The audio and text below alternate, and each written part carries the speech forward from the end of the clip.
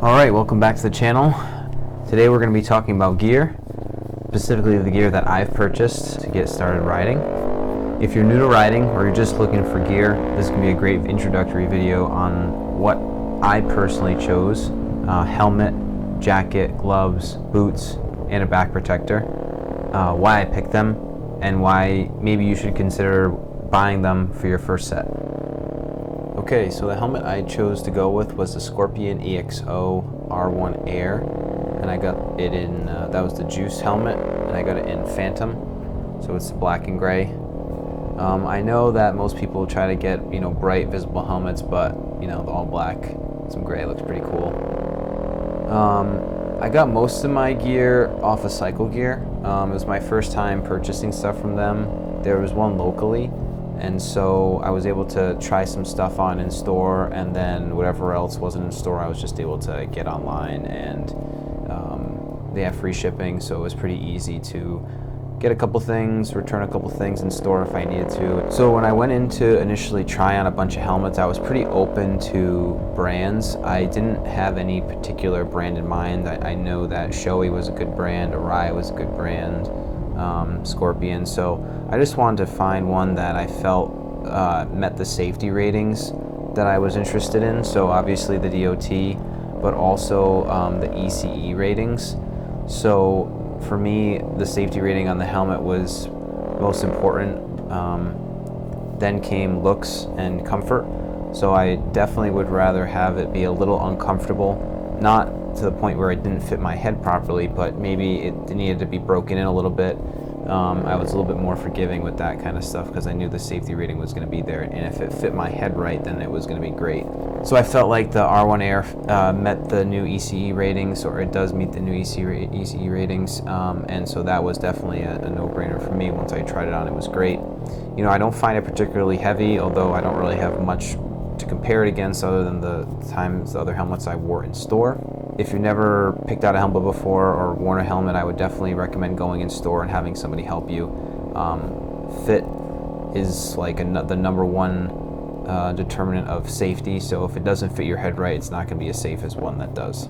For my jacket, I got the Dainese Air Frame D1. It's kind of like a mesh jacket, so it lets air in through the chest panels and the body, and it's got like a textile texture to the jacket itself. It's not leather or anything. It comes with a removable windproof liner, which is really nice, so in the summertime I'll take that out and just ride with a long sleeve shirt underneath so it doesn't stick to you when you try to take it off. But again, I got plenty of airflow, and it fit really nice, and I got a good deal on it too from Cycle Gear. It also comes with a zipper section in the back to add a back protector if you want. The back protector doesn't come with it, but I felt that the shoulder and the elbow pads that are in it are actually really nice. For my gloves, I went with the RST Moto S1 CE gloves. These had no reviews on Cycle Gear, so I definitely took a gamble on getting these guys, but actually I'm really happy with how they turned out. They're really comfortable. In the winter time, or when it's getting colder out, I noticed that they might be a tad too big on me, but in the summertime they fit great. And I wanted a full gauntlet glove. I didn't want one that didn't cover my wrist. Like I said in previous videos, a lot of the gear I bought was geared towards riding on the track, so I tried to think about, what would I be comfortable with riding around on the street, but also kind of in mind, because I'm on a budget too. I can't buy 2 full sets of everything, so I'm trying to buy stuff that I'm going to use in both applications. So getting a gauntlet glove right off the bat seemed like the logical thing to do. It's got a palm slider, which I thought was also really nice. It's got 2 straps, one for the wrist, right around the wrist, and one kind of a little higher up on the forearm. So I've got great grip, great protection. I haven't noticed any downsides to dexterity or grip when I'm riding, which is great. For boots, I went with the Alpinestars SMX6 V2 boots.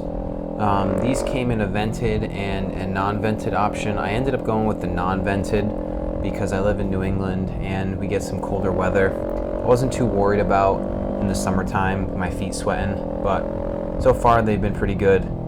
My feet have been nice and cool in the summer, and now that it's getting into fall, the weather's actually been getting a little bit colder and my feet have stayed pretty warm. The reason I went with these boots, again, is because I wanted to get a full boot specifically for the track, because I know those are the requirements, but also for safety. These boots come with a lot of ankle support and protection. Alpinestars makes tons of different riding gear, so you know that they're a good brand and you can trust the quality. Plus the reviews on Cycle Gear's website were great. They were a little weird to get used to when I first started riding, because they feel bulky on your feet, and they're rigid. They're not really very like super flexible because they're supposed to be protective. But you know, after a couple rides, they broke in a little bit, and I got totally used to having them on my feet. I haven't noticed any fatigue with my feet or ankles with these boots. They've been super comfortable and they're great for long rides. For pants, I went with the Revit Moto 2 jeans. These are a Cordura denim jean that are really thick, heavy duty, heavy quality, you know, rip resistant, all that kind of stuff. It comes with some CE level 1 armor in the knees and the hips, which is great. And the comfort and the flexibility of them have been awesome. I've really enjoyed wearing them, and they're super comfortable. They're not too tight, and they're definitely, you can definitely move in with them. They're not super stiff. For my back protector, I went with the Revit Slingshot. This is a CE level 2 armor back protector. Like I was saying before with my jacket, there's a spot where you can drop in a CE level 2 back protector. I chose to not do that, and I chose to get one that was actually like kind of attaches to me as opposed to my gear. So again, I can wear this on the track, and because it's actually secured to me around the waist and around my chest, it's more protective because I don't have to worry about if I'm going one way and my jacket's going another way, like where the back protector actually staying secure and protecting my back, or is it sliding off to one side versus another. So having it actually kind of being attached to you as a person increases the protection. For me, being a beginner rider, I really decided that gear was something that was going to make me more comfortable learning and increase my confidence. If I can reduce my anxiety when I'm on the bike, I can pay more attention to actually what I'm trying to do and work on some of the fundamentals. So I knew gear was going to be a big piece of that. It can be expensive just to get started with all this stuff, but I think it's really worth it. You know, you shouldn't sacrifice on the protection that this gear offers you. So, closing thoughts. This is my gear setup. I'm hoping that you guys prioritize your safety and don't think that because you're all geared up, you're not going to be comfortable. Some's going to be more comfortable than others, but definitely think and try to find stuff that's comfortable for you.